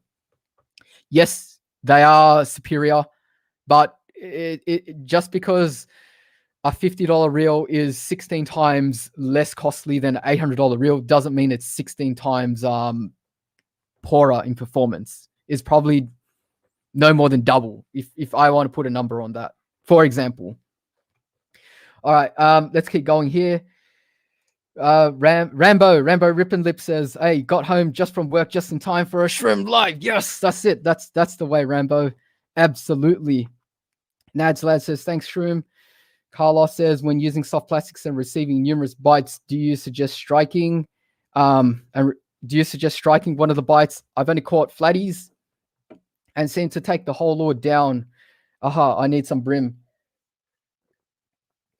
Now, knowing when to strike is an art in itself, because you're basically relying on your experience to know what kind of bite is one where the fish has just nipped at the tail or picked it up and dropped it, or where you had too much tension on the line and in the process of the fish hitting the lure and you feeling the bite that's transmitted through the line that's caused the lure to come out of its mouth.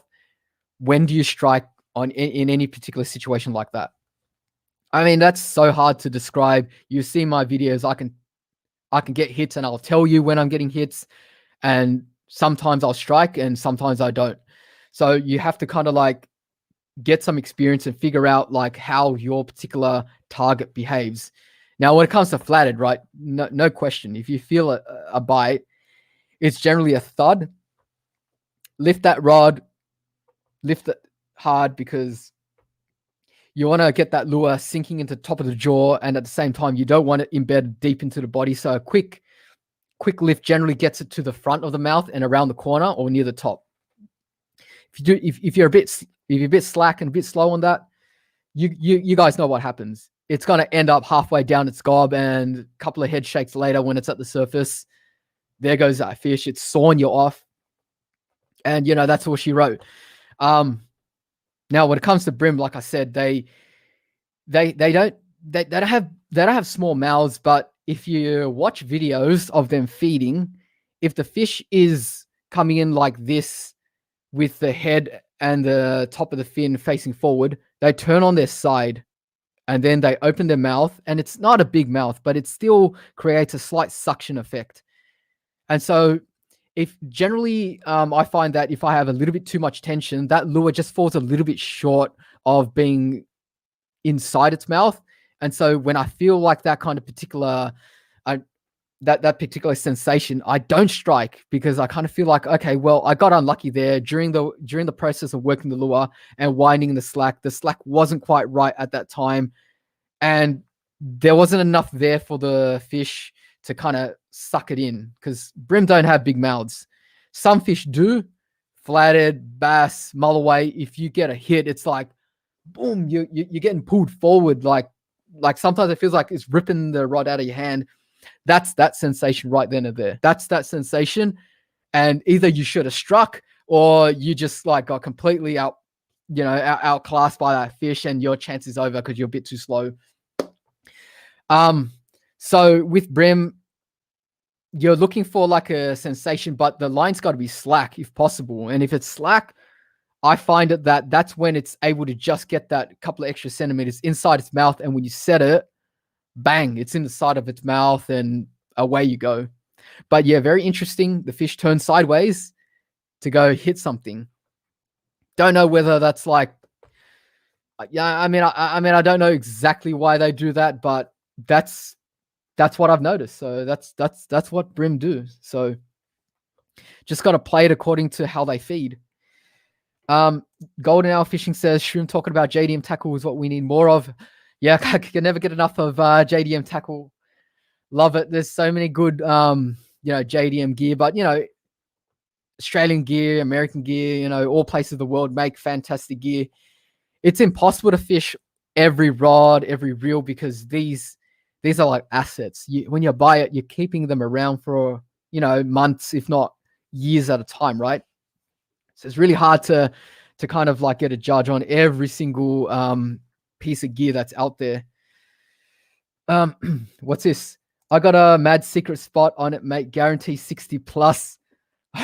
All right, all right. I'm just gonna keep my eyes peeled on that conversation. Nox says, but yeah, they're a monster fighting. It's just so time consuming trying to get them. Okay. Here we go. Let me go find a question. Nox says, and the carp in Parramatta River is so juicy. It's so juicy. I can't say that I've had a carp before. I think that the fact that they're considered pest fish here, people kind of see them as fish that that you wouldn't really eat. It's probably like eating something that's like below standard table fare. But apparently it's not true. I think like the most common okay, I'll put a disclaimer. I don't eat fish that I catch, barely, rarely. So I'm not that kind of guy that would even eat fish, let alone carp to begin with. But the only like argument against it is that it has a muddy taste, and if you do some kind of preparation technique, like I don't know, like maybe keep it sitting in some salt water or something, or fresh, I don't know exactly, but it gets rid of that muddy texture. But other than that, I know that a lot of people eat them, and there's that camp that thinks that it's like the worst eating fish in the sea. I actually don't think that's true, but that might solve our carp problem if more people would seek them out to eat them. In the same vein, we also have other pest fish, right? Like redfin. Redfin apparently top table fare, better than pretty much anything you could get out in the freshwater system. That's another pest. I mean, I guess it shouldn't belong here, but people see them differently. Yeah, I might try that one day though. Yeah, maybe okay, actually, yeah, I was gonna say maybe a catch and cook. Still need to do one of them. Jack says, hi Shroom, when do we use hard body lures versus soft body lures? Look, you can pretty much use these lures all times of the year, but their effectiveness varies according to the temperature, right?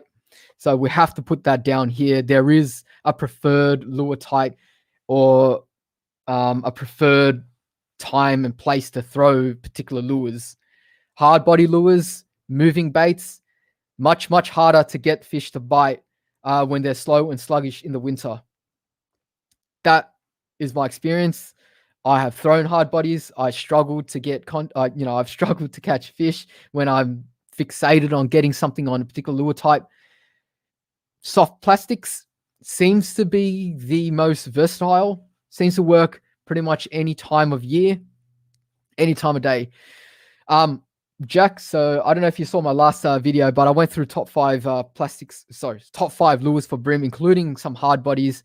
And I go through like the times, seasons, time of day, actions, techniques, all that on when best that they're, when they're most effective and, how to get the most out of them. So yeah, definitely check that out. But yeah, just to answer your question, you can use pretty much soft body lures any time of year.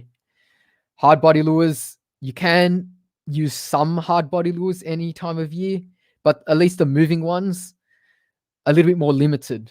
Certainly a little bit more limited, it's particularly if you're talking about certain species that you're targeting. Species have their preferences as well. Like I have no doubt that you can catch, you can spin a really fast metal right now and catch a salmon, for example. But are you going to hit a brim, for example, or a flathead that way? No, you're not. But you are going to catch a soft plastic any time of year and pick out a brim or a flathead or a salmon, for example. So that's kind of like how I see it. Now, just because hard bodies may be, specific hard bodies may be limited in terms of the times of years that you can throw them at, it doesn't mean that they're worse off, right? Because maybe they're just way superior during the time that they're effective, right? That's why fishing, no one could really say that they know everything about it. I don't know everything about it. I just like fishing. I like talking about and sharing my experiences and entertaining you guys and giving you my attention. But, certain times a year, I made those videos where just a simple crankbait and just winding it, which is the simplest thing you could do. And it's caught me like a bag of fish and plus, like just day out fishing. Unbelievable. Best fun you could have. And there's also the fun factor. So I find hard bodies in general more fun than soft plastics. Although I do miss sinking the hook in with a strike. Sometimes you feel like you're responsible for hooking that fish when you can set the strongest and most decisive strike. But hard bodies, they seem to hit it with gusto and they hit the ground running. So there's that aspect as well. And yeah, so that hopefully that answers your question. Meet Knox says meet at the Shroom house on 100,000. We shall see. We shall see. Maybe we'll organize a sub meet at some stage once it's all safe. Of course, I've been saying it for a while, but it's got to be absolutely safe. We've got to be over this. But haven't forgotten about it. Won't ever be forgetting about it. It'll be happening at some stage. Nova says a new Daiwa Saltus monocoque. I mean, I haven't used it. I haven't like felt it in the hand. From what I've seen, looks like a really nice, aesthetically pleasing reel. And if the if the new Saltus is anything like the old ones, I'm sure it's going to be a hit. I'm sure. Okay. But yeah, the monster fighting is just so okay. George says the brim tournament guys use 4 pound leader with cranker crabs. That's exactly what you got to do.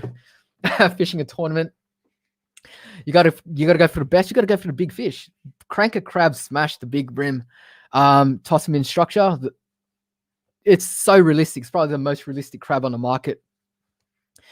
So if I fish a tournament, maybe one day, I don't know. Like I'm not really a tournament kind of guy, but cranker crabs, they've won so many tournaments, right? Can't knock them. Probably should have been in my top 5 list. If I made a top 10, most certainly would have been in there. Knox says you should tie a cranker crab lure to a 50 pound leader because it makes the fish think the crab is struggling injured, so it enhances the bite. Never tried with 50 pound, but I can see I can think of a very good reason why you would try throwing that with 50 pound. So unfortunately, these lures sit on the bottom. So so the snagging potential is quite real. But yeah, like I said, these rabs are so realistic, so fantastic, Australian-made products. So yeah, definitely support them. Like I said, in the top 5 list, I could have easily put that in as well as, 40, maybe 45 other lures in that top 5 out of the top 50 that I have used in regular rotation that I've had enough experiences with. Yeah, so great lures. Hey, Shroom, related to my last question about cranker crabs around structure, would you recommend using slightly heavier leader, 8 pound or even 10 pound? Look, I think for the average person, we're not fishing a tournament. I mean, we sometimes fish with friends and we're having a bit of a competition, but in general, you just want to go out there and have some fun. I think 10 pound, absolutely fine. And why? Well, in my last couple of videos where I used them, I did use 10 pound and they caught me enough fish for a video. So it was good fun throwing it on 10. Little bit more chance of keeping that money in your back pocket. And I think for the average person that's fishing and just kind of like learn their way around with a lure, I guess it is good to err on the side of caution with a heavier leader. Heavier leader may impact on your catch rate, but it's not black and white, right? It's not an on and off switch. It's not like as though 10 pound you're guaranteed that you won't catch, and then 8 pounds suddenly you're back in business. It's not often like that, particularly if you're not fishing a competition.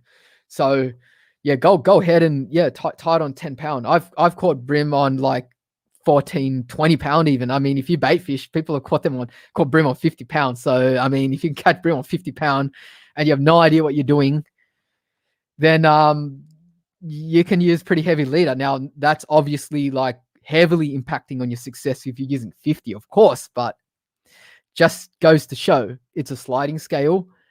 The higher the poundage, the more it's going to affect its action, the more visible it is, the more it's going to be noticed by the fish and prevent it from hitting. But it's not a clear cut of, okay, I missed the brim and that's, sorry, I'm Mr. No 10 pound for me. I only take 4 pound and only 4. It might feel that way on some days, but yeah, not a sliding scale. And just trying to help you guys out here. Because I know like we want to buy lures, give them a run, have some fun, but at the same time, we don't want to walk away from a session like that session I had chasing kings where I lost like 3 $25 lures or maybe even 4. I don't really want to think about it, but I lost like a MMD splash prawn and 2 or 3 of the Bass Day sugar pens. That was painful, but you know, you got to do it. You got to do it for the viewers. You got to do it for the viewers. You got to just bite the bullet and just throw that in there sometimes. George Fisher says, "Hey Shroom, when are you going back to Northwood for the huge carp at night?" I haven't been there a long time. Maybe when I'm within 5. We'll see. We'll see. Yeah, all good. All good. Tight is neat. Appreciate your question. Hey Shroom, Fodak Biet or Bumbaway. DC3. I'll take both. I'll take both. I'll take both. In the winter, I'll take both. I think everyone, I mean, I don't know if everyone's aware of what he's talking about. He's talking about food, like is it like the Vietnamese noodles? He's talking about that. He's asking which type that I like. I like both. I like all kinds of food. And yeah, especially those two that you mentioned. Why me says leader thickness is be more of a confidence thing than anything. Oh, absolutely, absolutely. You can give me the best lure in the world, and if I don't have confidence, I'm gonna want to take it off the second I've tied it on. I'll give you some examples. So when I fish with Stu, he's a bit of a confidence guy. So he won't take anyone's word on what lure is good, what lure would work and what lure won't work up until you catch a fish, and then he'll want to use what you're using. So he's a bit like me as well. When something's working, I want to know what the other guy is using, and then I'm going to try to rationalize it and blame the gear if it doesn't work for me. Well, okay, I try not to do that, but basically, there was a few times where, you know, I'm using my, you know, ye old Z-Man grubs or Slim Swims or, you know, Berkeley Power Bait, Berkeley, you know, something or other like Gulp, for example, and it's caught me a fish during a time that's been really difficult. Yeah, we're struggling. Why? Because we fished through the best part of the tide. It's coming up to like low. Sun's out. It's 12 p.m. Everyone's gone back to the boat ramp, but there's two guys that are addicted to fishing, and we're still out on the river. Try to, you know, we're out on the water anyway. We're not going back. We're not going back until we have to go back. Either when we have to go back because the sun's setting, or we're just like got to go and do something else. So we're always out there. Few times I've caught like something on those lures, and he'll be like, "Oh, you got another one of those, Pete. You got another one of those." And I'll be like, "Oh, it's my last one." You know, when it's the last one, you kind of don't want to give it. I'm like, "Oh, come on, all right, okay, all right, here you go. You can have my last Gulp Crabby, Stewie. Yeah, have fun. Yeah, the next fish is on me, mate. Next fish is on that fish is on me. You can have that one." And even if it doesn't work. Let's say he doesn't get a hit in like the first 3 casts, and I change to another lure because, you know, if it's a Gulp, right, my Gulp Crabby would have lost a couple of claws by then. I would have taken it off, changed something else, and I'll get another hit on a new lure, and he'll be like, "Hey, what's this? What's this? I just changed that lure. He's taken it off." It's like, and I'll be like, "Oh no, but that was my last one. You know, I'm now onto another lure," and then he want to take that right off. I'm like, that worked. Like, I'll use that lure that you just taken off now because I'm only using this lure because that lure I'm out of that pack. And yeah, so that's confidence. That's 100% confidence. And like, you're at a restaurant, you know what? The way to ask you, what do you want? What's all that sizzling next to me? What's that pot? That couple there. Give me one of those. What he's having, I want what they're having. You know, like it's like that. So that's confidence. And you know what? I can't say I'm any different because when he's smashing the brim and I'm like trying to figure out what's going on. Like did I run out of luck on the last brim that I caught? That was a nice brim. Did I just drain the luck out of my glass, out of my cup, and that's my session done? Did I do something? Did I rig up wrong, or did I stand on the wrong side of the boat? Okay, I'm not superstitious or anything, but like you kind of think like, okay, what's this? He just caught another EP. What? Look at my lure. What's wrong with what I'm using? And yeah, that's how it goes. So absolutely, confidence is a big deal in fishing, and I've explained this story like probably last year when it came to chasing mulloway, for example. Confidence, I can't express how important being confident in your gear, in your lure, in everything from your action to your striking, because everything will go wrong if you don't have that confidence. I know people will say, "Oh yeah, well that's pretty general," but no, that's absolutely true. when I go chasing something like that, if I don't have confidence in the way the lure is swimming, it's gone. It's off my hook. Up comes the next one. If I don't have confidence in the line, change that braid. Go home and swap to something else that you're more familiar with. Now, when it comes to brim fishing and general fishing, I'm very adaptable. But when it comes to like, you're only going to get one hit. If you're going to get a hit with a mull away, one in every several sessions, you need that confidence. Otherwise, you're doing a lot of time. And if you don't feel confident, it's not going to come through in your action. You're going to be distracted. You're not going to set the hook right. Everything's going to go wrong. George says, you ever go for bass up there? Okay, so that's probably about something else.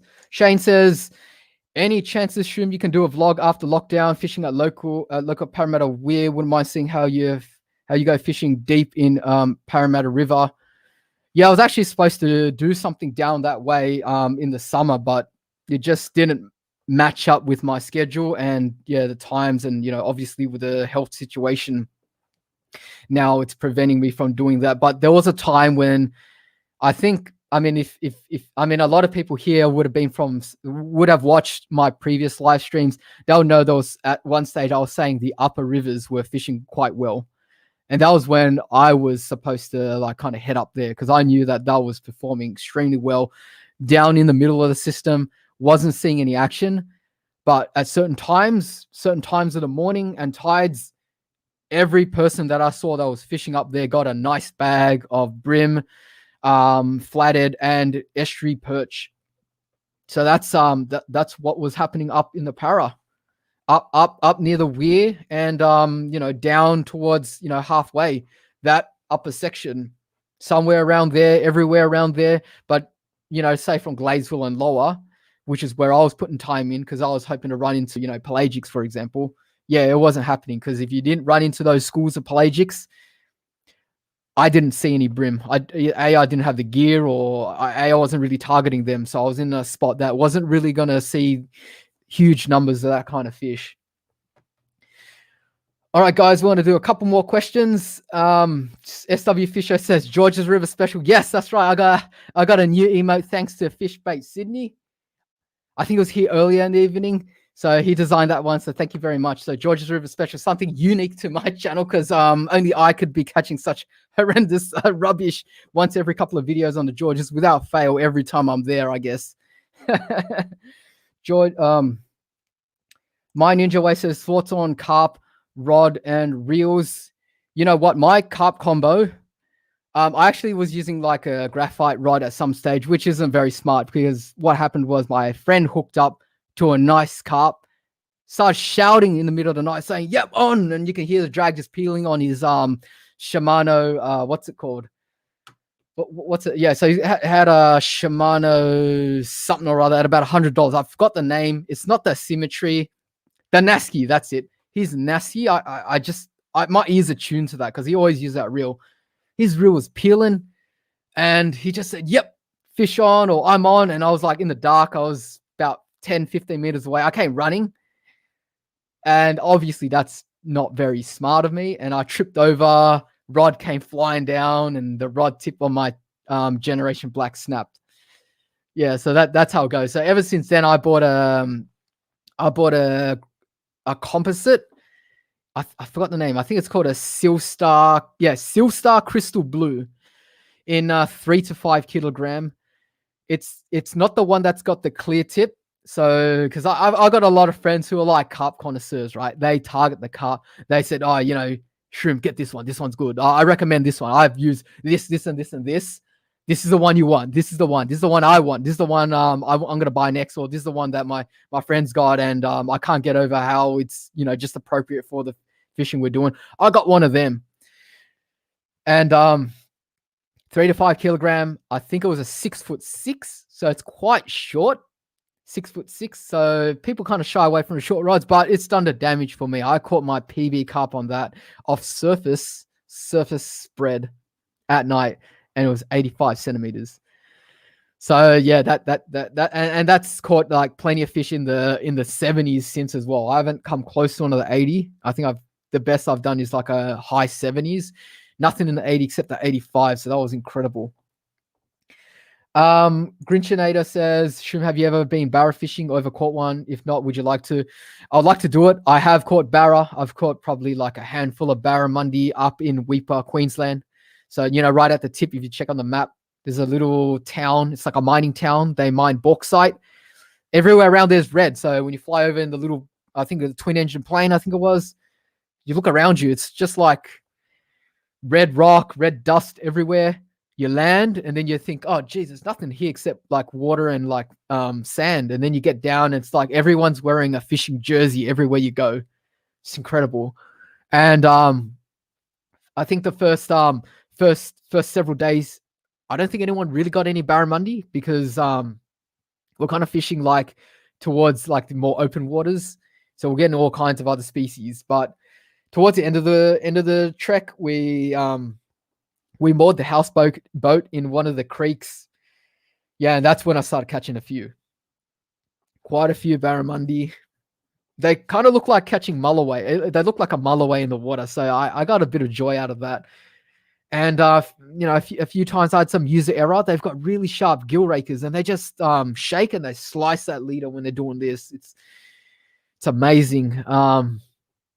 Because that doesn't happen in Sydney. I get flathead slice me off like that. It can happen if it's embedded deep and the teeth have, you know, like latched on to the lure deep and it's above where the line's protruding from the mouth, and that causes like damage every head shake. But you know, in Sydney, flathead don't really shake their heads quick enough, and they try not to shake when their head's under the water, which is obviously a very, very important tip. If you catch a flathead, keep its head under the water. You're going to lose most, like flathead are most easily lost when you're trying to land it. When you're trying to bring its head up out of the water, you're lifting it, its head is doing a couple of shakes, and away she goes. She's sawing the leader. Those razor sharp, tiny teeth. It's like a whole area of not just like a few big teeth, but it's like I don't know how many hundreds or really tiny sandpapery style of you know, distribution of like tiny little razor teeth, and that just does it. That just slices it off. All right, guys. Hope you guys enjoyed the show. This is another edition of season 2 of the Shroom Live podcast. If you guys enjoyed this, I hope you guys subscribe to the channel, hit that notification bell. If you guys want to continue the conversation, you can find me at Shroom 5_ on Instagram. You can find me on TikTok as well. You can find me on Twitter if you want to have updates on when the next live stream will be up. That's kind of like where I like to notify everyone. You can find me on Facebook. I want to thank all the people that are supporting the stream. You guys here tonight for being here, and those that are going to be listening to this on the podcasts, on, you know, Google Podcasts, Apple Podcasts, and Spotify, and the other ones as well. And of course, everyone on YouTube, and all the people that are members, and all the donators that have supported, you know, this stream tonight. I hope I was able to help you guys enjoy and be a part of something bigger like this fishing community on this Saturday night. And yeah, I really look forward to doing this again. So until then, guys, thank you very much, and I'll catch you in the next broadcast. See you guys later. Have a good evening.